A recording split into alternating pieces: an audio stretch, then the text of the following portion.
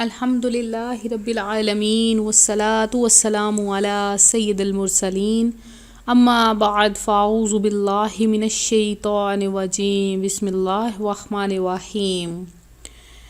اللہ کے نام سے شروع کرتی ہوں جو بہت ہی مہربان اور نہایت ہی رحم کرنے والا ہے۔ روحانی وظائف چینل کی طرف سے تمام ویورز کو السلام علیکم ورحمۃ اللہ وبرکاتہ۔ میں اپنا چینل روحانی وظائف کے ساتھ اپنے بہنوں اپنے بھائیوں کے لیے ایک بہت ہی خاص وظیفہ لے کر حاضر ہوئی ہوں۔ میرا آج کا یہ روحانی وظیفہ ان بہنوں ان بھائیوں کے لیے ہے جو اپنے خاص مقصد میں کامیابی چاہتے ہیں، چاہے وہ مقدمہ ہو، چاہے ملازمت کے سلسلے میں ہو، تندرستی ہو کسی بیماری سے، ادائیگی قرض کے لیے ہو، یا امدادی غیب سے مدد حاصل کرنے کے لیے ہو۔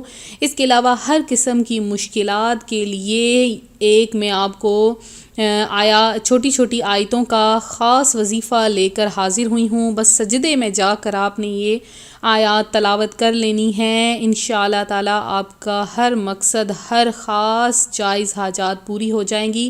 اسے وظیفہ مشکل کشا کہا جاتا ہے۔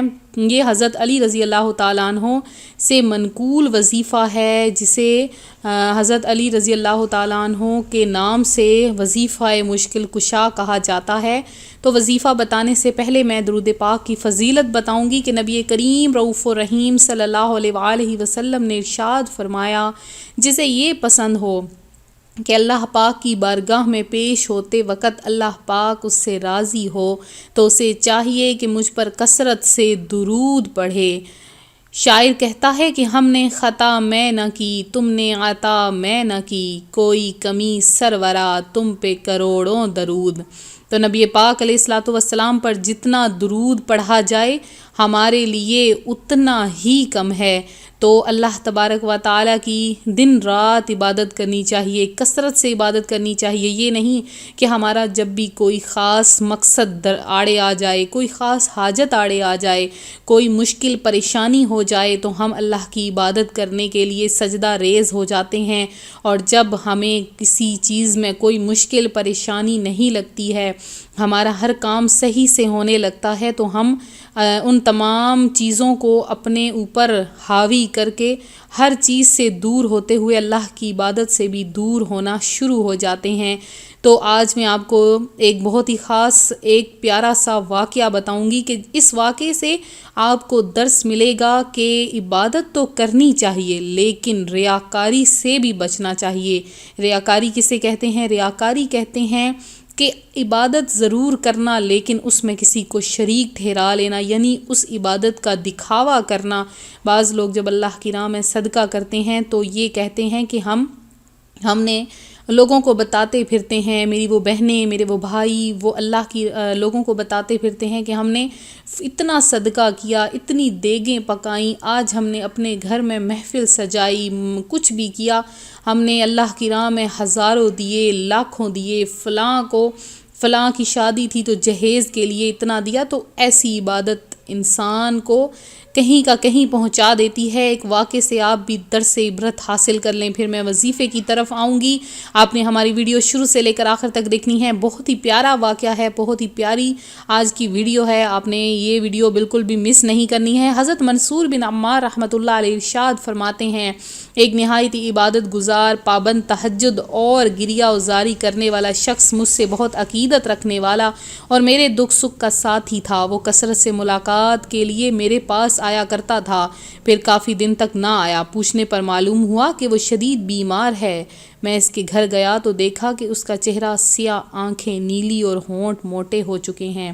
میں نے ڈرتے ڈرتے کہا، اے میرے بھائی، لا الہ الا اللہ کی کثرت کر۔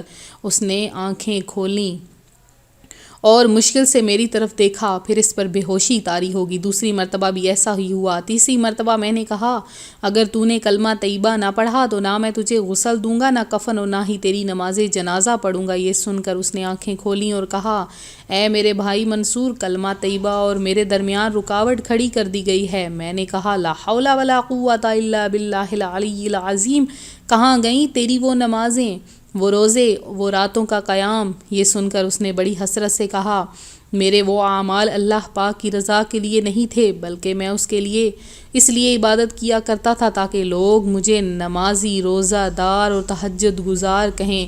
جب میں تنہائی میں ہوتا تو چھپ کر عریاں ہو کر شراب پیتا، نافرمانیوں سے اپنے رب کریم کا مقابلہ کرتا۔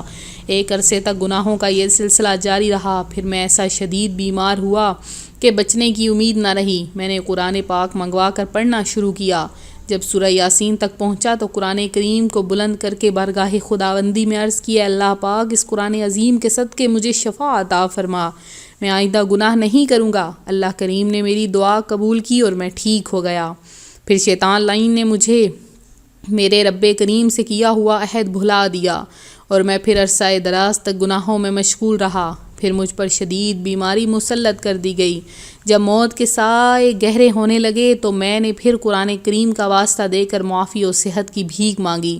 میرے کریم پروردگار نے مجھے پھر شفا عطا فرمائی، لیکن میں پھر نفسانی خواہشات و نافرمانیوں میں پڑ گیا۔ پھر میں نے قرآن پاک منگوایا اور پڑھنے لگا تو ایک حرف بھی نہ پڑھ سکا۔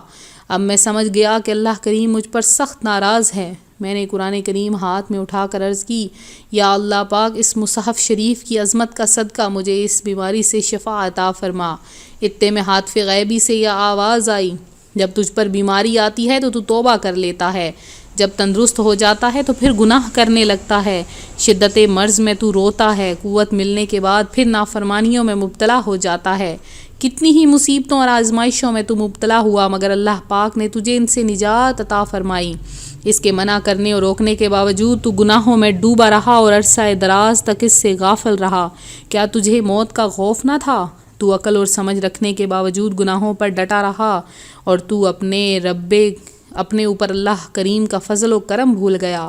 خوف خدا سے نہ کبھی تجھ پر کپ کپی طاری ہوئی، نہ تیرے آنسو بہے۔ کتنی مرتبہ تو نے اللہ کریم سے کیا ہوا وعدہ توڑ ڈالا، اب بلکہ تو ہر بھلائی کو بھول گیا۔ دنیا میں ہی تجھے بتایا جا رہا ہے کہ تیرا ٹھکانہ قبر ہے، جو ہر لمحہ تجھے موت کی آمد کی خبر سنا رہی ہے۔ حضرت منصور بن عمار فرماتے ہیں کہ خدا کی قسم اس کی باتیں سن کر میں زار و قطار روتا ہوا واپس پلٹا۔ گھر پہنچنے سے پہلے ہی مجھے خبر ملی کہ اس کا انتقال ہو گیا ہے۔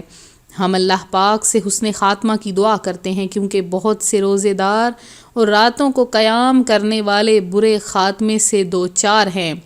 تو یہاں ایک بہت ہی خاص مسئلہ سماعت فرمائیں کہ اگر کوئی مسلمان مرتے وقت کلمہ نہ پڑھ سکے یا معاذ اللہ اس کی زبان سے کوئی کفریہ کلمہ نکل جائے، پھر بھی اس پر کفر کا حکم نہیں لگایا جائے گا کہ ہو سکتا ہے موت کی سختی کی وجہ سے عقل زائل ہو گئی ہو اور اس کی زبان سے ایسے الفاظ بغیر ارادے کے نکل گئے ہوں۔ تو اگر ریاکاری کریں گے، ریاکاری کے سبب اللہ کریم کی کرم نوازی اور اس کی رحمت سے دوری ہو جاتی ہے۔ تو ہم ریاکاری کی مزید مثالیں آپ کو آنے والی ویڈیوز میں ضرور بتائیں گے۔